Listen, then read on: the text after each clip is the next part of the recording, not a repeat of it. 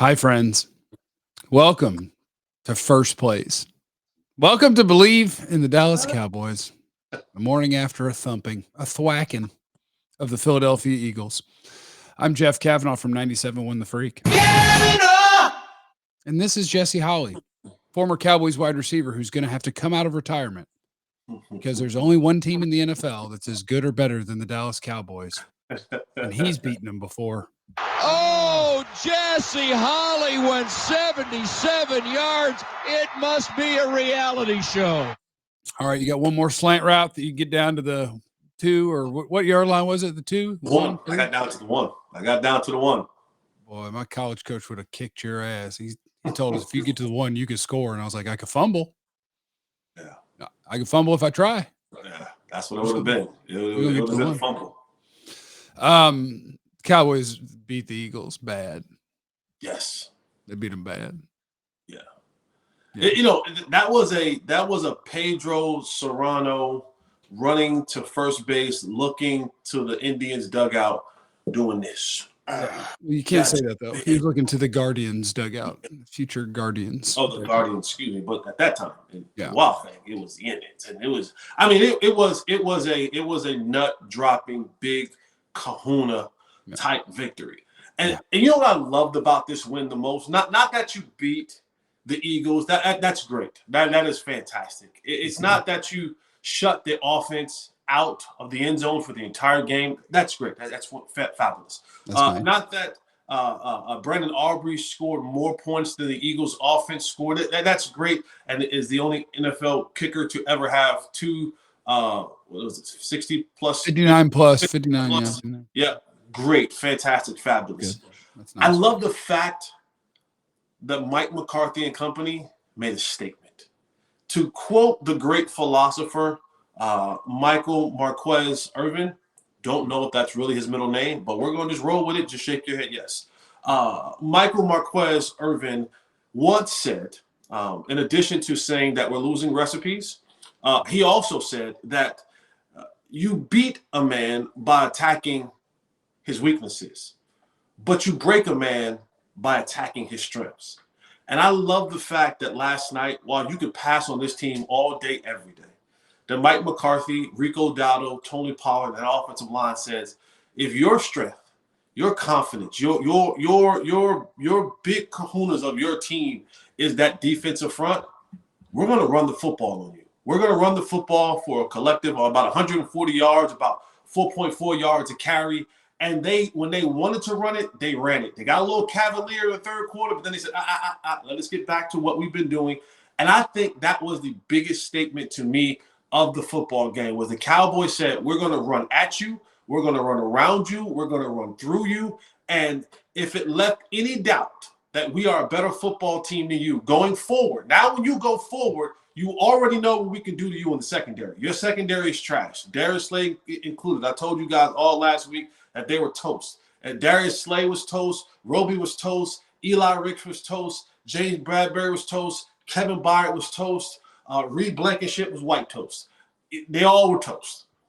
But they ran the football at the big, bad boys up front. And I think that was a statement piece by Mike McCarthy, Mike Solari, and company for the Dallas Cowboys. Now, if you'll excuse me for a second, I'd like to pay the bills.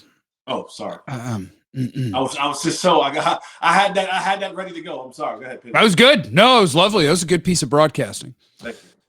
We're presented by our friends at BetOnline, your top spot for all your live betting action and contests. NFL, college football, UFC, NHL, everything's in full swing. BetOnline, your number one source for wagering news, odds, trends, and predictions with both desktop and mobile access at any time. Head to BetOnline today.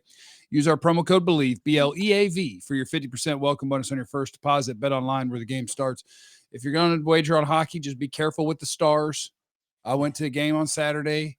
That was not fun. They lost by 150 goals. So just be careful, even though they've been good this year so far. Vegas kicked our butt.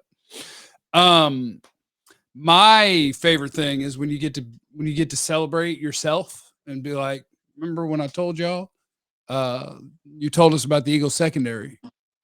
I told you 3 or 4 weeks ago, prepare, because in 3 or 4 weeks, we're going to be talking about the tie at the top of the division, And we're going to go from, oh no, to woohoo. And then the schedule is going to be hard.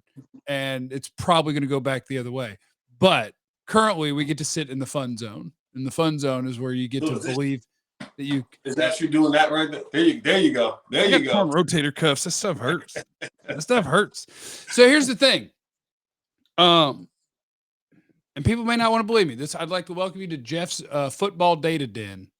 One of the great predictors of how good teams are going to do is how they've already done. And record is not as good as measuring teams by their point differential or by how their offenses and defenses have performed. The Eagles have one of the 5 best offenses in football, and they now have one of the 5 worst defenses in football. That doesn't equal 10-3. The Eagles are last year's Vikings.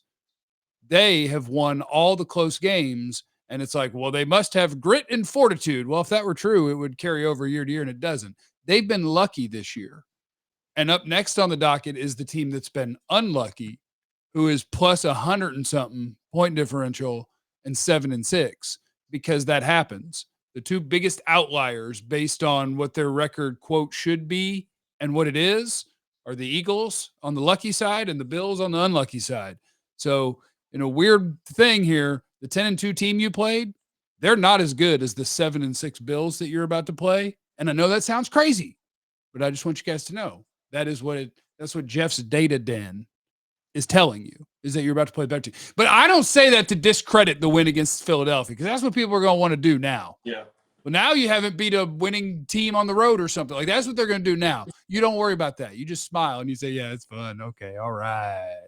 There's a very real chance that Philadelphia could be beat by Seattle this week. There's a very real chance that could happen. I'm not going to get my hopes up too high, because there's also a very real chance that the Cowboys could drop one to either the Bills or the Dolphins, and it doesn't matter. But there's a very real chance. The 2 best teams in football are the San Francisco 49ers and the Dallas Cowboys, the end. That's the 2 best teams in the NFL. And that's a fun place to sit, Jesse Holly. No, except you're probably going to run into that team at some point. And that's the biggest thing, is that it's a great place to sit, but the biggest fear is that you're talking about making a statement. The 49ers have made a statement against this Cowboys team, and maybe we're heading for a crash course in the Niners, Cowboys, and that rivalry. I wouldn't say a rivalry, because you actually have to win some to make it a rivalry. They haven't won in the last 3 opportunities, but it'll be a great matchup to see. But, this game for the Cowboys, it was just another showing of, boy, this team has really found it. Like, this team has really found it. I was impressed by Dan Quinn, the way that he was timing his blitzes up in that game last night. He knew when, he knew where, he knew who to send the blitzes to. You saw Jalen Hurts sped up. While he always had that calm, cool demeanor, you could tell by his play he was sped up, he was rushed, he was uncomfortable. Now I'm a fair dude. They dropped 2 touchdown passes. I mean, AJ Brown dropped one on the sideline, and Devontae Smith dropped one when he beat Jordan Lewis on a corner route. But that's football. That's football. And just like when the Cowboys played them in Philadelphia, they caused 3 fumbles and the Eagles recovered 3 of them. Last night, they caused 3 fumbles and the Cowboys recovered all 3 fumbles. That is the way. This football girl is not faithful. She will twist and turn on you at any chance she gets, and you saw that. You saw the bounce of the ball last night. She decided that she wanted to fall in the arms of another man, and so she absolutely did that, in the tune of doing it 3 times. And the Cowboys won the turnover battle. Most of the time, in game is a large percentage of when you win the turnover battle and you have 3 turnovers to their 1. That usually means that you're going to win that football game. But I just was impressed. I was impressed with this team. They met the challenge. They met the challenge. They met it with force. And I was telling folks all week, people wanted to make a big deal about Mike. They're doing this for Mike McCarthy. I'm like, let's relax. I'm not saying that Mike McCarthy isn't a guy who doesn't deserve a little bit of love and respect. Oh, you think they hate Mike? No, I'm just saying they were like, I think they won one for the Gipper. They were like, oh, he just had an appendix taken out. I said, that's he had a root canal. Like, you know what I'm saying? Like, he didn't, they didn't have open heart surgery. He didn't die. He didn't die on the football field. He had appendix surgery. Like it's not the end of the world. But this was a week where you didn't need motivation. You didn't need Mike McCarthy to have his appendix taken out. You didn't need a rah-rah speech. You didn't need the ferocious animal attack video that all special teams coaches play right before the game. When this was the moment in time, and we've seen this in the past, this team, when there's something put in front of them, like, hey guys, you can actually tie for the division right here. You're playing a good team. We've seen this team for many, many, many years falter. I was a part of some of those teams as a player. I've been a part of these teams that's covering it. It was delightful and exciting and just encouraging to see when it mattered the most. Not only did you go out there and win a football game, but you made them go get a switch. I don't know what family you come from, Jeff, but the family that I come from, when you got in a certain amount of trouble, my grandmother would make you go outside and get your own switch. And my dad would just drink heavily and then hit me with whatever he could find. Why do you have to match my dark with even more darkness? Like it's one thing to get a whooping, but now my dad never hit me. I said it on the radio the other day just because I like to make my parents uncomfortable because I know they listen. And my mom just texted me. She said Jeffrey, and that was it. When she used the full name, you know what that means. She's like, nobody struck you. No, I never had to get a switch. I should have. Honestly, my parents should have. They should have hit me many times. Yeah, my grandmother made you go get a switch, and you better not come back in the house with one of those little skinny switches. Yeah. You better come back in with a switch with some girth. And then it's basically like pick your whooping instrument. Yeah, and that's what you're gonna get whooped with. That's what the Cowboys did last night. They made the Eagles go get the switch, and they got their butt whooped. One of my favorite things has been he's been solid all year, but watching the old head, prove like, hey, look, I know youngster gets the headlines. Pick sixes are badass, but if you want to talk about every day who's going to show up and do their job, look for the Hall of Famer. Yeah. And it took them all of one half against a jumbo-sized good wide receiver for the Cowboys to become a follow team. And Stefan Gilmore started the game following A.J. Brown. All right, we found what we're going to do. Our youngster is not going to deal with the big boys. Our vet is going to deal with the big boys. And Stefan Gilmore showed up again and was quite good. But the Cowboys are very reliant on taking the ball away, which is fine as long as you're going to keep taking the ball away. But that game looks a little different if you don't rip the ball out of everyone's hands. But Stefan Gilmore being able to be like, no, it's cool. Like, I know A.J. Brown wasn't wrong when he called me old. I'm just still good. I'm very much NFL old, but Stefan Gilmore is not washed yet. He still got you. So it was nice to see that dude. I love the fact that Stefan said that. He's like, yeah, he called me old, and that made me mad. Like it made me mad. It's like, yeah, I know I'm old, but don't call me old. That will piss me off. Just let me be old and mind my business over here and do my old person thing. But when you blatantly call me out old, I'm going to take offense to that. And there was an assertive effort by the Cowboys to get the football out. You saw them like, hey, guys, that was something that they was either coached by Al Harris or DQ. It was like they carry the ball loosely. Let's get in there. Let's wrap up with one arm and let's try to get the ball out. And they did it successfully 3 times. And, there were a lot of factors in the Cowboys winning the football game, but getting 3 turnovers definitely helped in that category. Now I'd like to shout out 2 men on offense. One, Dak Prescott, who is now the favorite. I could check. Here we go. There we go. I could check other places, but the first 2 places I looked, he is the favorite now to win the NFL MVP, closely followed by 49ers quarterback Brock Purdy. And then there's a big jump down to guys like Tua and Hurts. Quick question. If Tyreek gets 2,000 receiving yards, does he win the MVP? Okay, let me tell you about a thing I'd like to tell you about that. Right. Let me tell you a thing I'd like to tell you about a toe in the box. Now, I'd like to make those bets as well, right? I'm assuming the MVP bets. Oh, heck yeah. Check out Bet Online for that.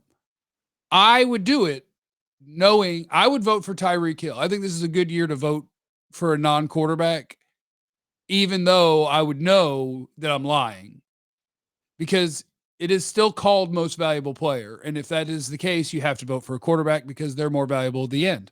But in a year where you don't have the statistical monster things happening at quarterback like you usually do, I think if somebody does something historic, we could have fun and vote for them for MVP, just to be like, hey, remember that year where it wasn't really a quarterback year of holy crap, somebody threw for 5,400 and 50 touchdowns, and Tyreek Hill broke the receiving record, and we gave him the award because it would have been cool.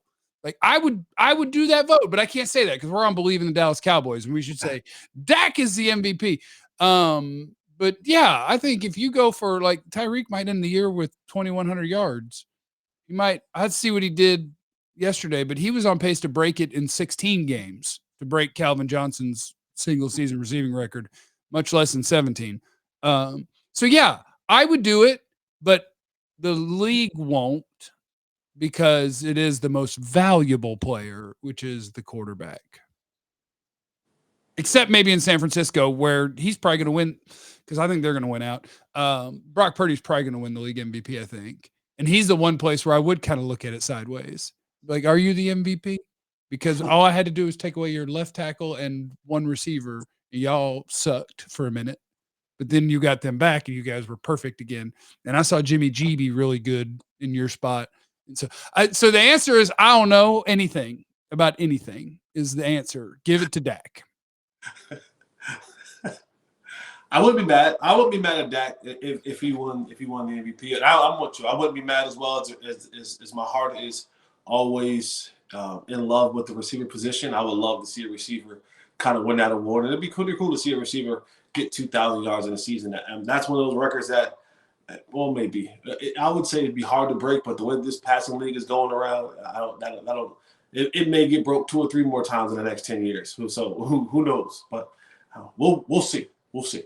I just want people. I think it would be fun for Tyreek Hill to have one because receivers just don't win it anymore. When's the last time it was a non-quarterback? Peterson? Adrian Peterson. Okay.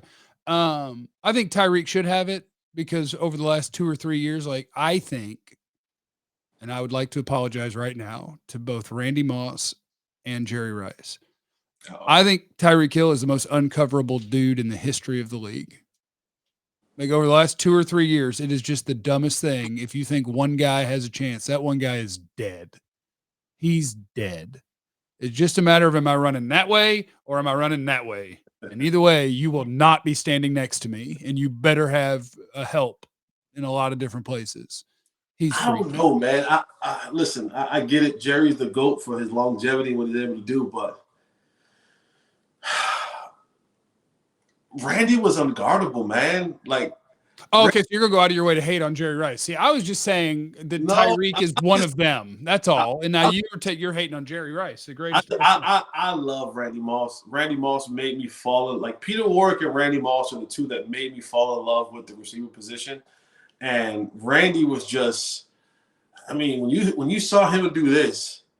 And he wasn't even up to the DB yet. That's what I'm saying. The dude's 10 yards away from him. He does this. Like, that's insane. Like, no, he's 10 yards away, but I got him. Just throw it up there. Jeff George and Dante Culpepper. And who was it at the end? Was it Randall Cunningham? Which quarterback came back from the dead at like age 40? He sent everybody to the Pro Bowl. Just throw it far, and I'll do it. Yeah. He was fun.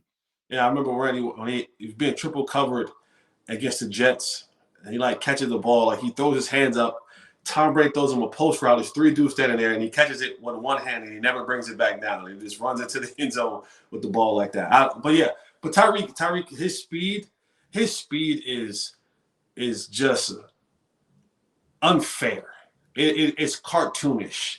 It looks like when he's running that the game has been sped up a couple of octaves. Oh, that's sound, but speed, whatever that is. But I would love to see a receiver get the MVP. That would be pretty cool.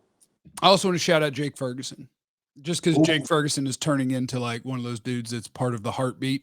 And offenses have to have people who are willing to be the bad guy and the enforcer and like, yeah, whatever. I'll hit whoever. I'll talk crap to whoever wants some of this can get some of this.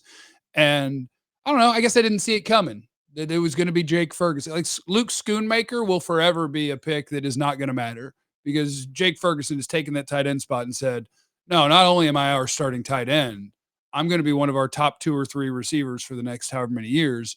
And I'm going to be part of the heartbeat of this thing. Like I felt that way about Jaron Kearse last year. He became part of the heartbeat of the defense. Mm-hmm. Ferg is part of this thing's heartbeat, and I dig it. I love it. No, not only that, and that's an attribute that many people just can't.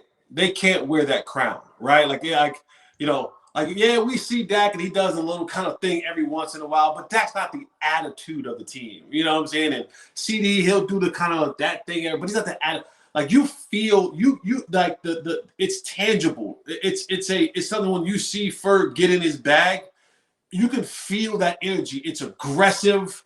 It's nasty in a good way. It can lift your spirits up. And last night I was watching the game, and every time he made a play, I just could not stop saying, and we wasted a second-round pick on a title. Like we could have picked anything. Don't worry about that. We wasted a first-round pick too. Did you see Mozzie get into that game and they ran the ball at him 3 times in a row? I just don't. It's one thing to not have technique and be fundamentally sound as a rookie. I get it. 100% I understand that and the development of that.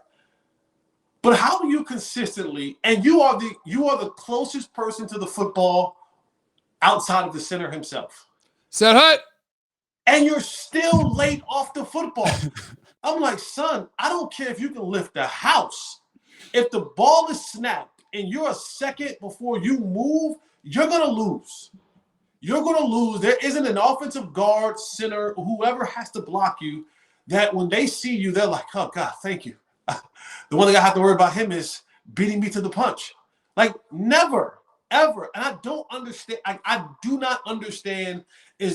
I'm not joking and I'm not being insensitive. I really not. My next statement is, I don't know if there is a visual or hearing impairment in Mozzie Smith. Okay. Because there's no way that you can be that consistently that late off the – like, I would take Mozzie Smith, and for the entire hour and 45 minutes of practice, you're a long stick with the football at the end. Yeah. Mm-hmm. You would do nothing but get off drills. Nothing. I would go, ha, ha, ha. You would do nothing for an hour and 45 minutes. You have the workout group over there with Coach Harold Nash. You have the rehab group over there with Britt Brown. You would be over there with an intern, a GA, or somebody, and you will be working nothing but get-offs for an hour and 45 minutes of practice. Until you can't hold your arms up anymore, then you'll do it from a two-point stand. But it is absolutely – that is not technique. That is not rookiness. That is not anything. There's something that has to be physically wrong for you not to be able to, that when that ball is snapped, for you to move when everybody else is moving. And it's like, it's not even like, oh, well, you can kind of, it is blatant. It is blatant, and you're a second and a half off from when the ball is snapped to you actually getting yourself moving into the action. It's insane. I've never seen anything like that before in my life. And in the most unfair game to play of all time, I mean, we could have Joey Porter Jr. and Tank Dell. We could. But that's an unfair game to play. Even if that is who you would have picked, if you had that pick with each of those picks. But anyway, here's my only thing. Damn it. Why are we doing? They beat the Eagles and they're in first place. Here's my only problem. I don't care too much when you miss with the draft pick, because that's what happens. What I hate is if you're going to miss, don't miss with early picks on the least important positions. Yeah. Miss firing at the offensive line or pass rusher, receiver, or quarterback. Don't miss firing at, he'll stop the run. Don't miss on. So the Cowboys beat the Eagles. They smashed them. They did. Man, they smashed them. They're in first place for today until the Eagles play the rest of their NFC East games. Hey, maybe the Giants will beat the Eagles once. That'd be pretty wild ass. That'd be fun. That'll be wild. Then you could get the tiebreaker, maybe, if they lost. Yeah, because you beat everybody else. Yeah, that'd be the tiebreaker. You still have to finish out beating Washington. Huh? I think that'll get handled. Okay. I think that'll be okay. Yeah. Mm-hmm. Cowboys win. Cowboys are in first place. Forget about all the things we just bitched about. Remember all the stuff about how the Cowboys did good and they're good at sport. All right. Everybody have a wonderful day. We love you. Remember, you have no idea what anyone's going through. Be cool to everyone. We love you. Be easy. Eliminate the contingencies.